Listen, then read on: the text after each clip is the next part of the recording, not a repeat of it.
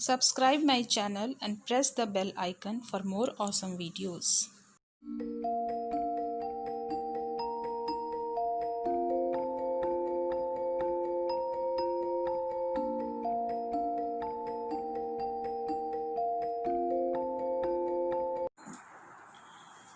Good afternoon all of you. How are you? I hope you all are fine at your home. Today our topic related to health psychology and the important theory of Lazarus and Folkman transactional model.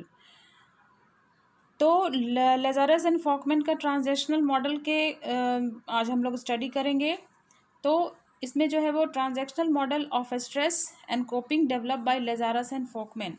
तो transactional model जो है वो stress का, उसमें जो है वो हम लोग किस तरह से व्यक्ति जो है वो अपने स्ट्रेस को कैसे जो है वो कोप अप करता है, अपने अपने तरीके से कोप अप करता है, इसके बारे में लेज़ारस एंड फॉकमैन ने 1987 में बड़े ही बेहतर तरीके से बताया है। उनका कहना है कि व्यक्ति जो है वो स्ट्रेस में आता है और वो अपने इन्वायरमेंट में किस तरह का अनुभूति कर रहा है और ये किस तरह का जो है वो उसका किस तरह का पर्सनालिटी है, वो किस तरह से किसी स्ट्रेस को किस तरीके से ले रहा है, उस पर डिपेंड करता है।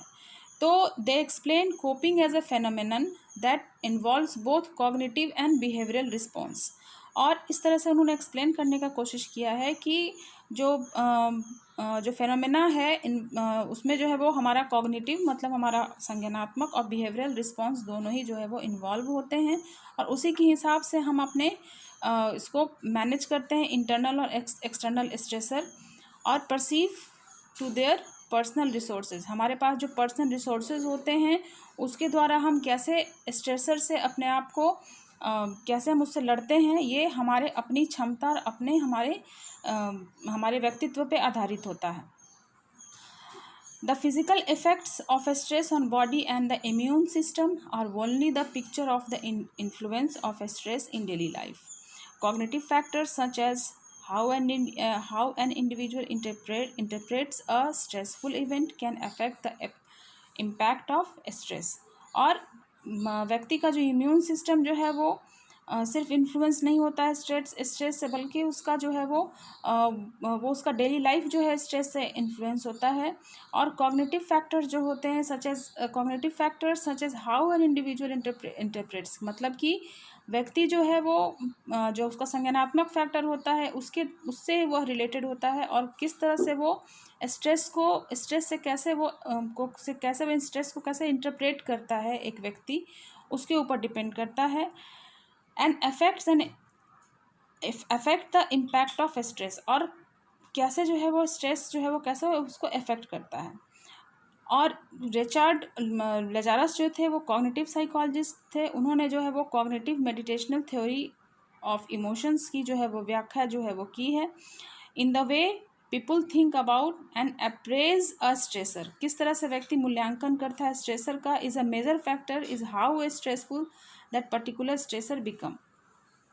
According to Lazarus, there is a two-step crossing in assessing the degree of threat or harm of a stressor and how one should react to that stressor.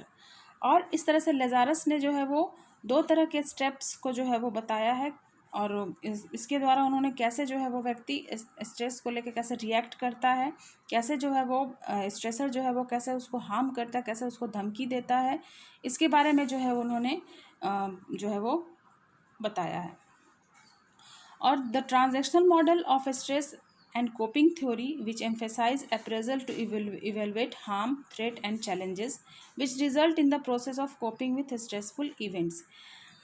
इन्होंने इस थ्योरी में ये मुख्य बातें इस चीज़ को बताने की कोशिश की हैं कि स्ट्रेसफुल इवेंट्स जो होते हैं वो कैसे जो है वो व्यक्ति को हार्म करता है और व्यक्ति जो है वो कैसे उससे कोप अप करने का क्या तरीका है, कैसे वो इवेलुएट करता है उस चैलेंजेस को, उस धमकी भरे चीज़ को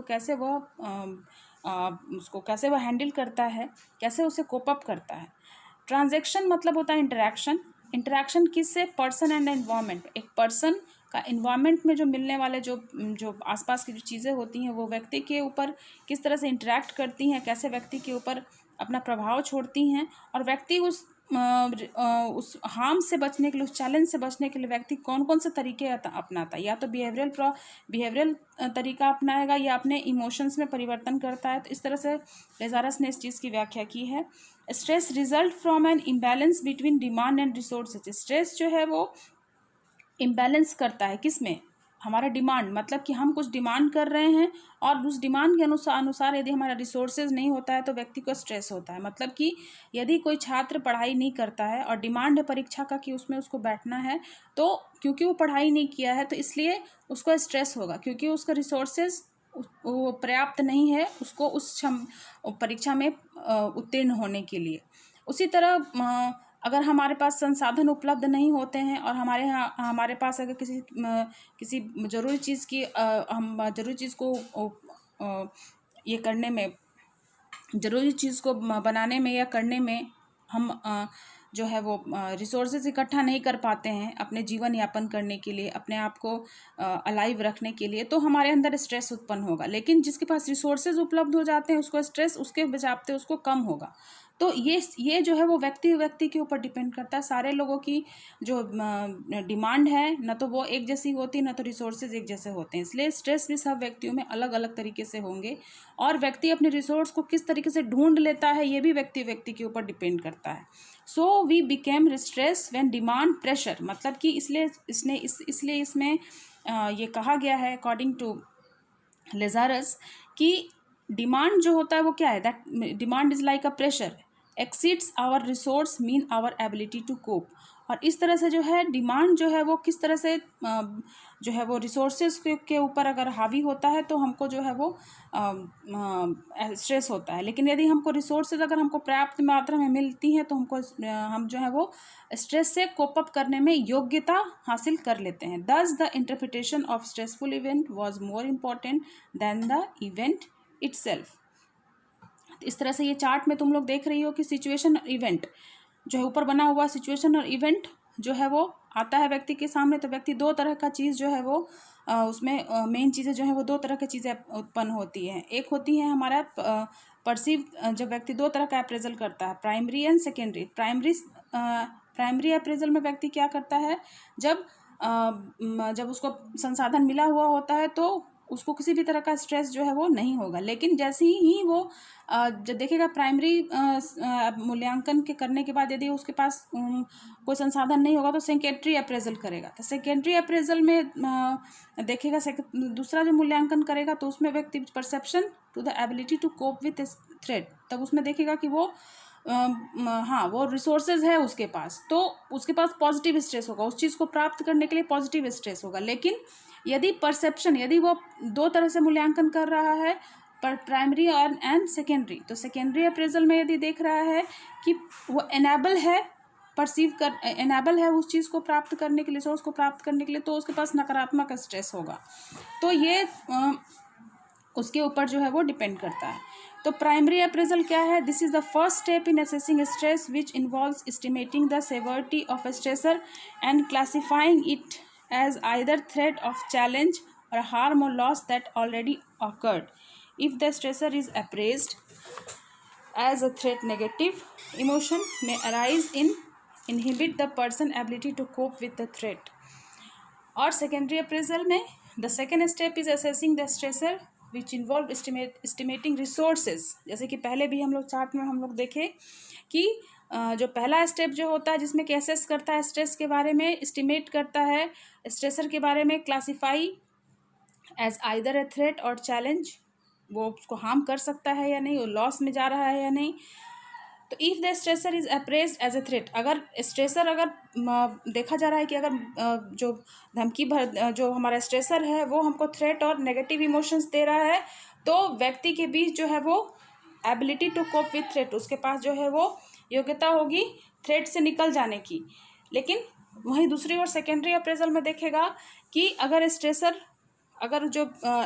जो है वो यदि उसे कोप अप करने के लिए वो रिसोर्सेज है तब तो उसके पास सकारात्मक स्ट्रेस होगा। लेकिन अगर वो उससे निकलने में मजबूर है, अगर वो थ्रेट को परसीव कर रहा है कि वो उससे नहीं निकल पाएगा, तो फिर उसको वो जो है वो